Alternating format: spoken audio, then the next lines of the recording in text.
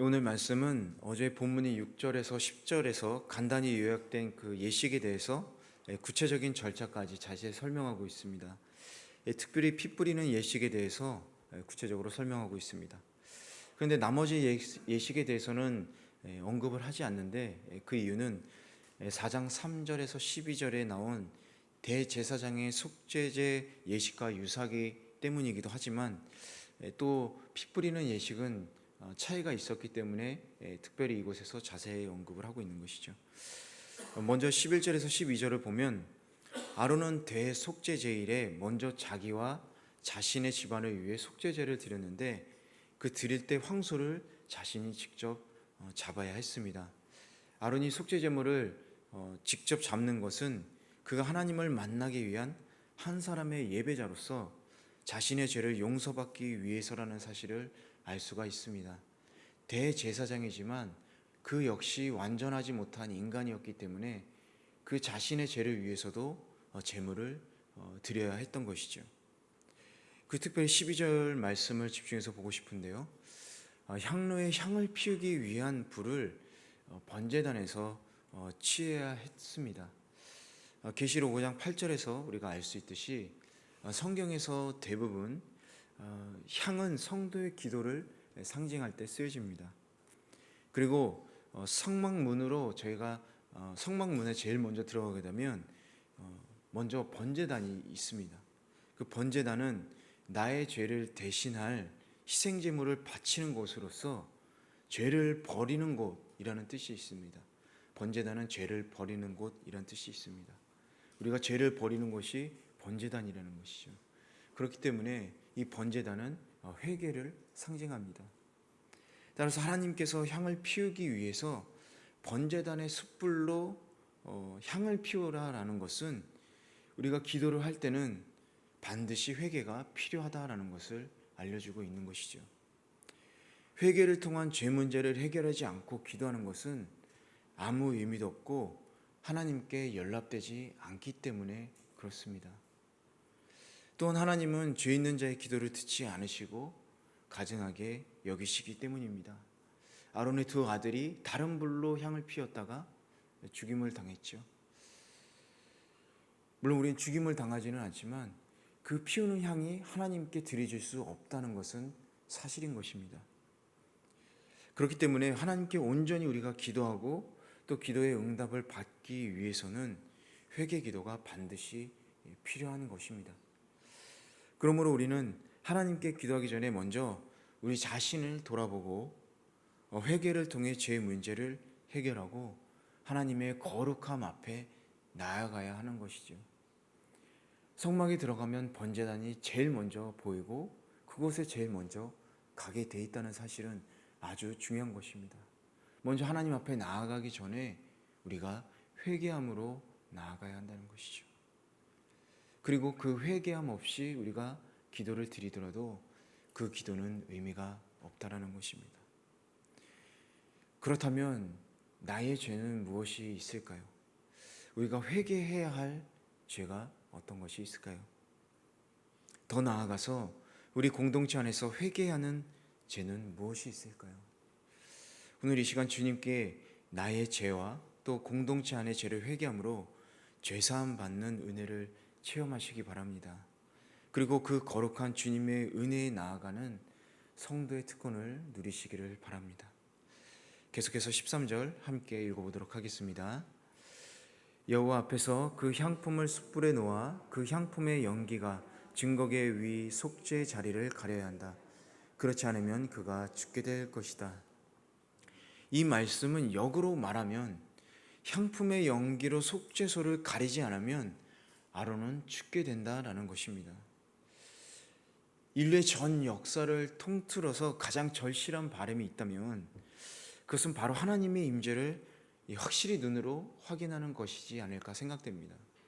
누구나 그 하나님의 임재를 보고 싶겠죠. 그러나 이런 생각은 잘못된 것이고 불가능하다고 성경은 말하고 있는 것입니다. 그것은 인간의 죄 때문에 그렇죠. 죄로 인해 부정해진 인간은 결코 하나님 앞에 설 수 없습니다. 엘리야조차도 하나님이 얼굴을 맞이하면 죽을 수밖에 없었기 때문에 엘리야의 앞을 먼저 지나가셨죠. 아무도 하나님 앞에, 그 거룩함 앞에 인간은 설 수 없는 것입니다. 왜냐하면 하나님의 공의가 결코 죄를 용납하지 않기 때문에 그렇습니다. 그러나 향품의 연기로 속죄소를 가리게 되면 그것이 하나님과 대제사장 사이에 가림의 역할을 하기 때문에 인간인 대제사장이 속죄소 앞에 선다 할지라도 죽임을 당하지 않고 있을 수 있었던 것이죠. 그런 의미에서 기도를 상징하는 이 향품의 연기는 죄인인 우리가 하나님 앞에 설 수 있도록 하는 예수 그리스도의 중보 기도를 상징한다고 볼 수 있을 것 같습니다. 히브리서 5장 25절을 보면 이렇게 써 있습니다. 그러므로 예수께서는 자신을 통해서 하나님께 나오는 사람들을 온전히 구원하실 수 있습니다. 그는 항상 살아계셔서 그들을 위해 중보 기도를 하십니다. 아멘. 죄인된 우리가 하나님의 공의의 심판을 두려워하지 않고 담대하게 거룩한 하나님 앞에 나아갈 수 있는 것은 우리를 위해서 끊임없이 중보하고 계시는 예수 그리스도의 중보 기도가 우리의 죄를 덮어주고 있기 때문이라고 볼 수 있는 것이죠. 그렇기 때문에 성도인 저와 여러분은 언제나 우리를 위해 중보 기도하시는 예수 그리스도만을 의지하면서 나아가야 하겠습니다.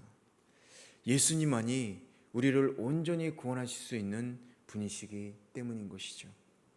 오늘 이 시간도 주님의 십자가의 보혈과 우리를 위해 중보기도 하시는 예수 그리스도를 힘입어서 담대히 하나님 앞으로 나아가기를 원합니다. 예수 그리스도께 힘입어서 먼저 우리의 죄를 고백하고 또 그 보혈의 공로로 언제나 하나님의 임재 안에 거하길 주님의 이름으로 축원합니다. 우리 14절에서 16절 함께 읽어보도록 하겠습니다. 시작. 수소의 피를 가져다 속죄의 자리 앞면에 손가락으로 뿌리고 또 손가락으로 피를 찍어서 속죄소 앞에 7번을 뿌려야 한다. 그 후에 그는 백성을 위한 속죄제물로 염소를 잡아 그 피를 휘장 안으로 가져다 수소의 피로 행한 것 같이 속죄의 자리 위와 속죄의 자리 앞쪽에 뿌려야 한다. 이와 같이 그는 이스라엘 백성들의 부정함과 반역함과 그들의 모든 죄로 인해 지성소를 위해 속죄를 해야 한다. 그들 이스라엘 야영지의 부정함 가운데 있는 회막에 대해서도 똑같이 해야 한다. 속죄소는 언약궤 위에 뚜껑처럼 덮어놓은 정금판으로 만들어진 것을 의미합니다.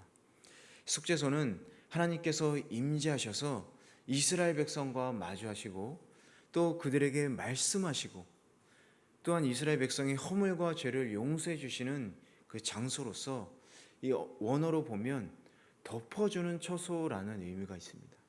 즉 죄를 덮어주시는 처소라는 것이죠.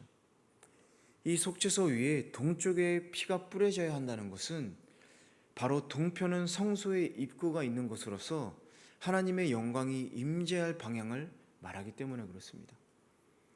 즉 피를 동편에 뿌리는 것은 지성소로 들어오시는 하나님의 임재의 길을 정결하게 한다라는 의미가 있는 것이죠.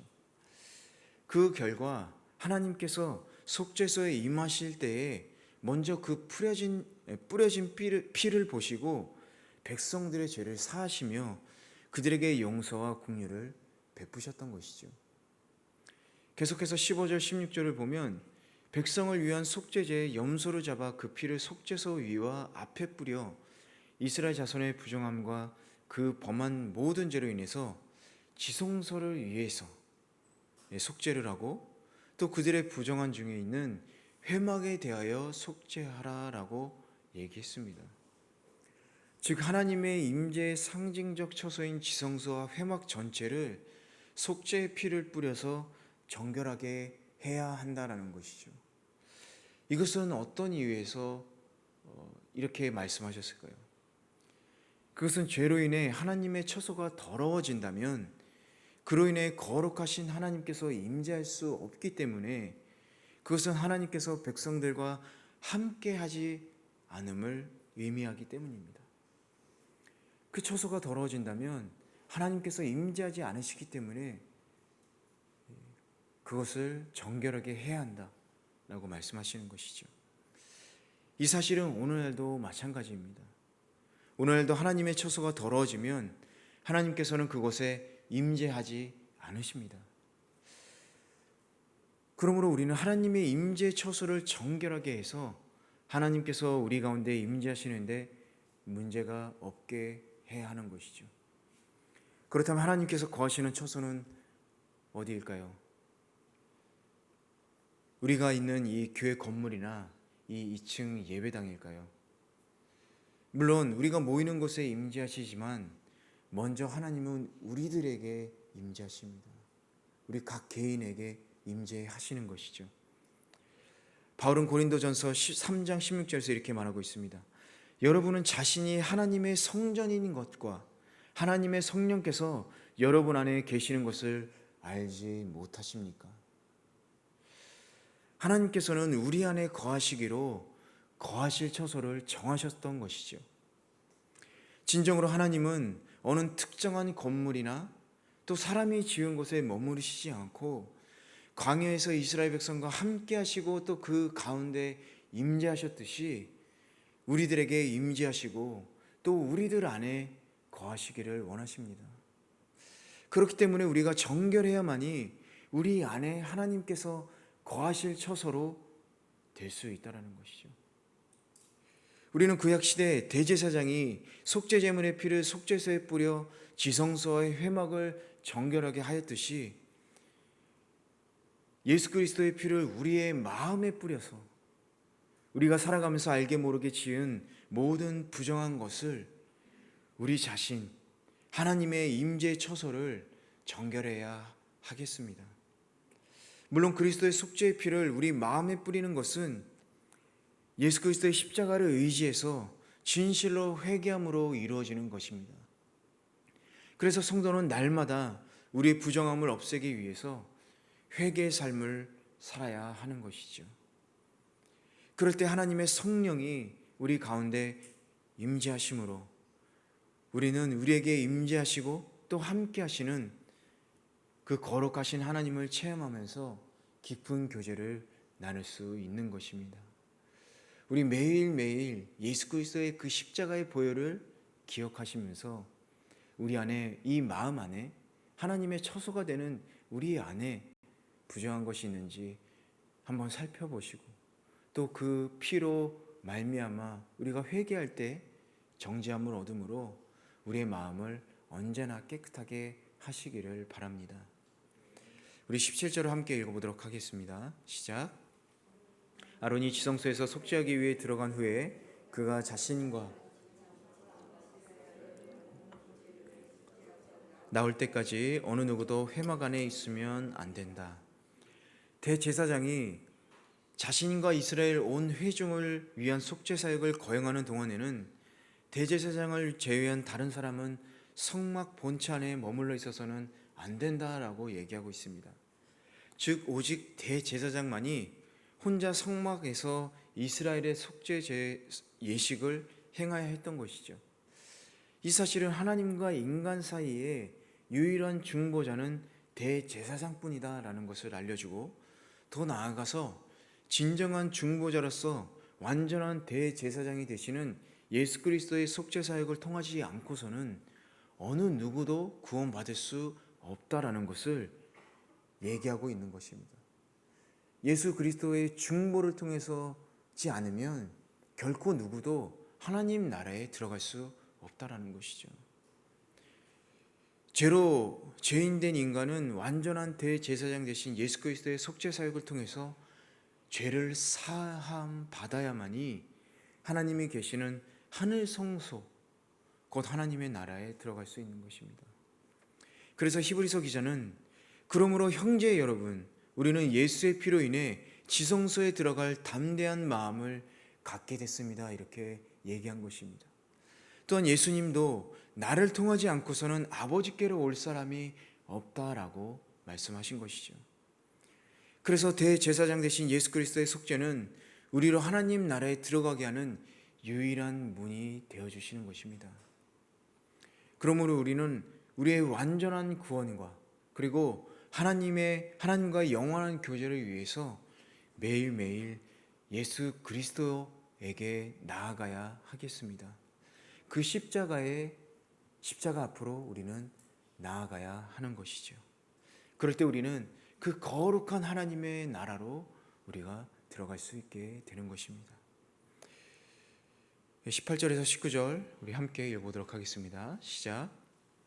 그 후에 그는 여호와 앞에 있는 제단으로 나와 그것을 위해 속죄의 예식을 거행하는데 그는 수소의 피와 염소의 피를 조금씩 가져다 제단의 모든 뿔에 발라야 한다. 그는 손가락에 피를 조금 찍어 그곳에 7번을 뿌려 정결케 하고 이스라엘 백성의 부정함에서 제단을 거룩하게 해야 한다. 아멘. 이 여호와 앞에 있는 제단으로 나온다는 것은 지성소 앞에 있는 분향단으로 나온다는 것을 얘기합니다.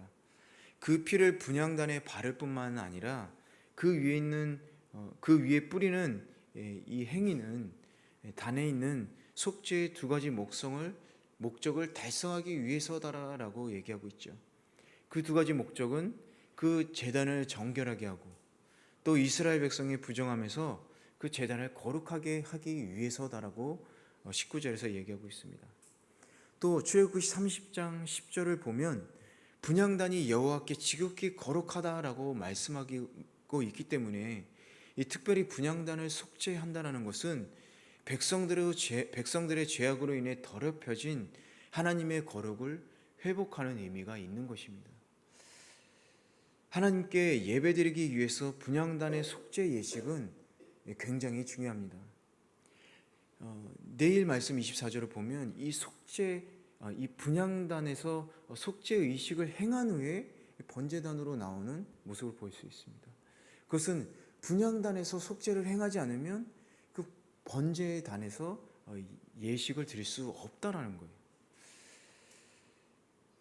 대제사장이 회막의 모든 예식을 마치고 나왔을 때 비로소 하나님께서 허락하신 은혜를 따라서 번제단에서 번제 예물을 드릴 수 있다라는 거죠. 이것은 무엇을 의미하느냐? 우리가 죄악으로 더럽혀진 상태로 예배를 드릴 수 없다라는 거예요.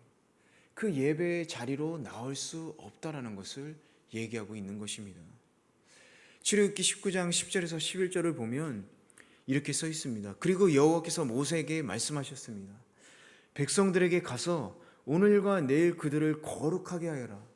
그들을 하여금 자기 옷을 세탁하게 하고 또 3일째 되는 날에 준비되게 하여라. 나 여호와가 그날의 모든 백성들이 보는 앞에서 신의 산으로 내려갈 것이다. 최초에 여호와 하나님께서 애굽의 노예였던 이스라엘 백성들을 신의 산으로 모았습니다. 그리고 그 모아서 처음에 하신 것이 무엇이냐? 바로 하나님께서 그 자리에 임재하셨다는 거예요. 우리를 예배 중으로 모인 이유는 뭐냐? 그 안에서 바로 임재하시기 위해서라는 거예요. 아까도 말씀드렸듯이 먼저 우리 개개인에게 하나님께서는 임재하시지만 예배 공동체로서 하나님께서 우리를 인도해 주시고 모으셨기 때문에 우리가 모인 자리에서 하나님이 반드시 임재하신다라는 거예요. 그렇다면 그 임재 가운데서 우리를 거룩하게 정결하게 해서 하나님의 자리에 앞으로 나와야 한다는 겁니다. 우리가 부정한 몸으로 예배 자리로 나와서는 안 된다는 거예요. 세상의 생각을 가지고 세상의 때를 가지고 개인의 죄를 가지고 이 은혜의 자리로 나올 수 없다는 겁니다. 진정한 예배자로서 우리는 하나님께서 임재하시는 예배 자리에 나아가기 전에 하나님의 거룩함을 훼손하지 않기 위해서 우리는 준비해야 된다는 거예요. 어떤 걸 준비하느냐? 이들이 옷을 빨고 몸을 씻어 정결하게 한 것처럼 우리의 마음을 정결하게 해야 된다는 것이죠. 뿐만 아니라 우리의 옷가짐도 정결한 옷가짐으로 나와야 하는 것입니다. 우리의 마음을 세탁하고 옷을 세탁함으로 하나님의 예배를 준비해야 하는 것이죠. 언제부터? 바로 3일 전부터라는 것이죠. 미리미리 준비를 해야 하는 것이죠. 갑자기 준비해서 하나님의 이 임재의 자리에 나올 수 없다는 것입니다. 예전에 어떤 목사님이 이런 간증을 하신 적이 있습니다. 어떤 얘기를 하셨냐면 토요일 날 저녁에 이제 설교 준비를 마치고 서재에 있는데 그 목사님의 아들이 아빠 그러더니 아빠 우리 같이 게임해요 이렇게 얘기를 하더래요. 그래서 뭐 잠깐이니까 아들을 위해서 같이 좀 게임을 해야겠다. 그래서 같이 정말 한 게임만 했다 그래요. 그 한 게임 뭐 짧게 뭐 10분인지 30분인지 모르지만 짧은 한 게임을 아들과 했다고 합니다. 그런데 다음날 목사님께서 설교를 하시는데 그 게임이 자꾸 머릿속에서 빙빙빙빙 돌더래요. 아주 잠깐의 게임이었고 또 그 게임이 우리에게 영향을 미치지 않는다고 목사님은 생각했지만 그 게임으로 인해서 목사님은 거룩한 하나님의 말씀을 전해야 하는데 그 일을 제대로 못했다라고 솔직하게 간증을 하셨습니다. 하물며 게임 10분, 20분, 30분도 그런데 우리가 더 많은 것들을 한다면 그 하나님의 임재를 우리가 체험할 수 없겠죠. 또 하나님께서 우리에게 주시는 그 은혜를 우리는 체험할 수 없을 것입니다. 그렇기 때문에 우리는 미리미리 이 예배를 위해서 정말 기도하고 또 말씀을 읽고 우리 자신을 정결하게 하면서 그 거룩한 자리로 나와야 하는 것이죠. 예배는 구원받은 백성의 신분을 증명하는 것입니다. 아무나 이 예배 자리로 나올 수 없다는 것도 특별한 하나님께서 우리들에게 주신 특권이라고 할 수 있는 것이죠. 그렇기 때문에 우리가 진정한 예배자로서는 우리는 구원받은 하나님의 백성임을 드려야 하는 것이죠. 이제부터 이 거룩한 하나님의 임재를 기대하면서 또 그 안에서 우리에게 나누게 될 은혜를 기억하면서 미리미리 우리의 몸과 마음을 정결하게 하시기를 간절히 축원합니다. 우리 마지막으로 20절에서 22절 함께 읽어보도록 하겠습니다. 아론은 지성소와 회막과 제단에 대한 속죄 의식을 마친 후에 살아있는 염소를 끌고 와라.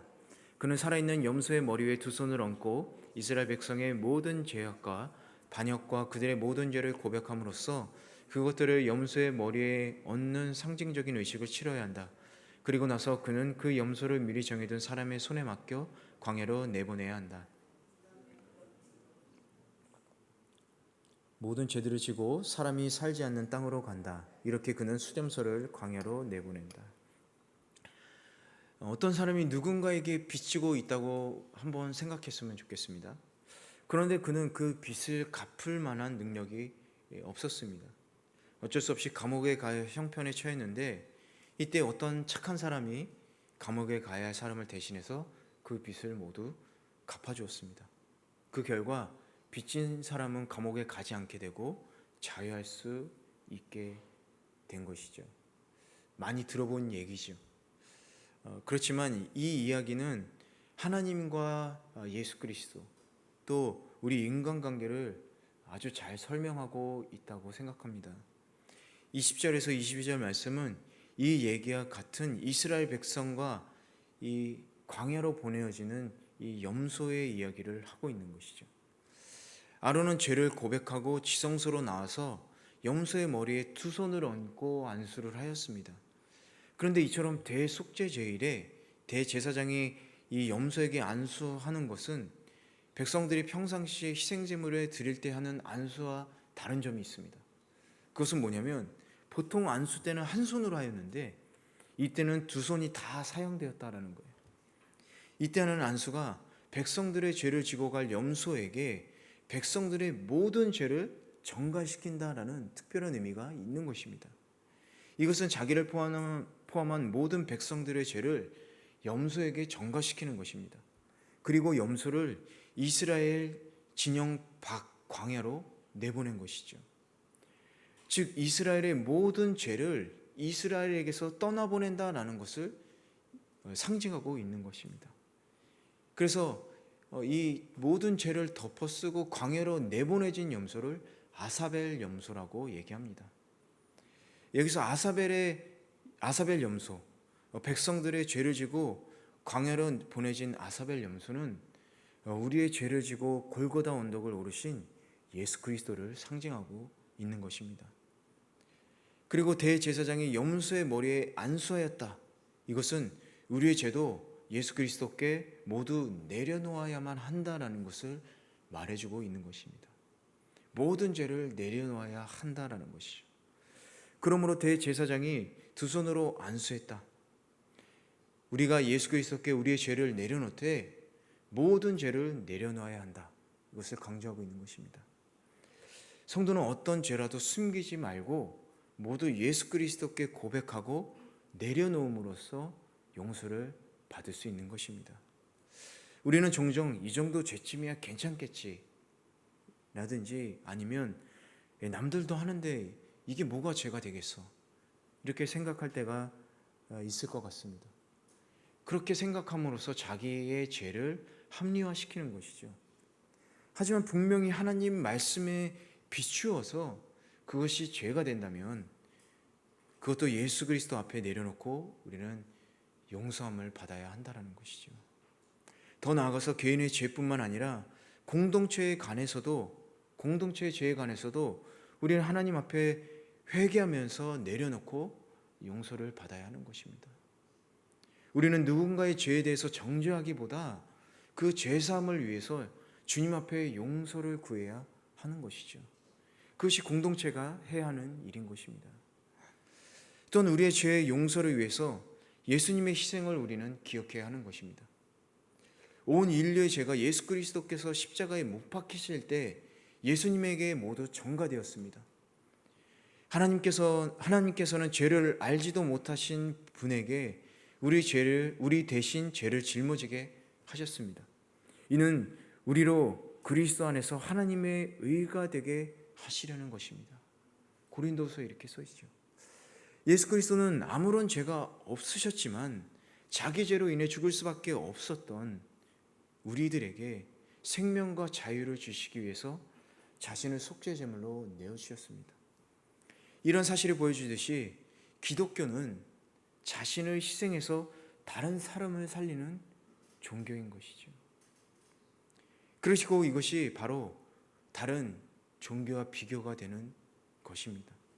다른 종교는 자신의 희생 없이 어떻게든지 자신이 잘되고 복받는 것을 원하죠. 하지만 기독교는 다릅니다. 기독교는 자신을 희생시키는 종교인 것입니다. 지금까지 우리가 구원받을 수 있었던 것도 많은 선교사님들의 복음의 씨앗을 뿌렸기 때문에 그분들의 생명이 있었기 때문에 우리가 이렇게 편하게 예배를 함께 드릴 수 있었던 것이죠. 예수님 이후의 시대에는 더 심한 박해가 있었습니다. 일본에도 마찬가지로 많은 극심한 박해와 또 죽임이 있었죠. 순교가 있었습니다. 한국도 마찬가지로 순교의 피 흘림이 있었기 때문에 우리들은 우리 세대의 복음이 전해질 수가 있었던 것이죠. 그러므로 우리가 예수 그리스도의 희생으로 인해 죽음에서 다시 사는 은혜를 체험했다면 당연히 그리스도와 같이 다른 사람을 위해서 우리 자신을 희생해야 하는 것입니다. 우리 가족과 또 친구와 이웃을 위해서 자신을 희생해야 하는 것이죠. 우리들의 신앙의 선배들이 자신을 희생해서 우리들에게 그 신앙을 전했듯이, 예수 그리스도의 신앙을 전했듯이 우리들도 그 예수 그리스도의 신앙을 다음 세대와 또 우리들의 형제 자매들에게 전해야 하는 것입니다.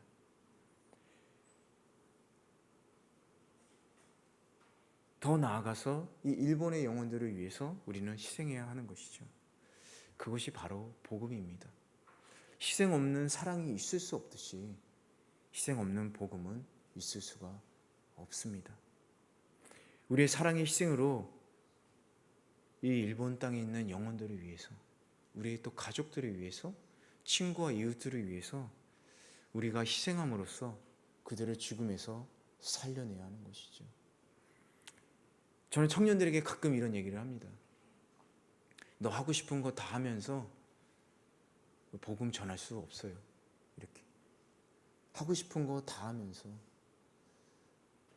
우리 전도할 수 없습니다. 우리 하고 싶은 거 다 하면서 할 수가 없습니다.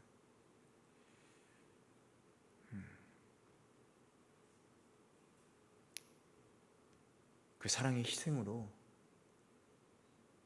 우리가 우리의 개인의 즐거움을 조금 희생한다면 우리의 순원들이, 또 우리의 형제자매들이,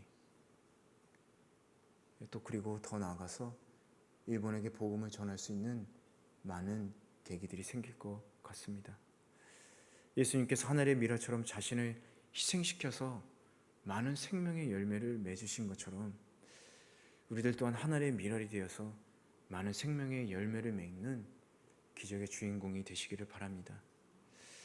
그럴 때 하나님께서는 자신을 희생시켜서 많은 생명을 살리신 예수 그리스도를 다시 살리시고 또 가장 높으신 하나님의 보좌의 우편에 앉히신 것처럼 우리들에게도 영원한 생명을 주시고 또 하늘 보좌에 우리를 앉히셔서 우리 또한 영광스럽게 하실 것입니다. 영광의 자리에 함께하는 귀한 동경누리교회 성도 한 사람 한 사람 되시기를 주님의 이름으로 축원합니다.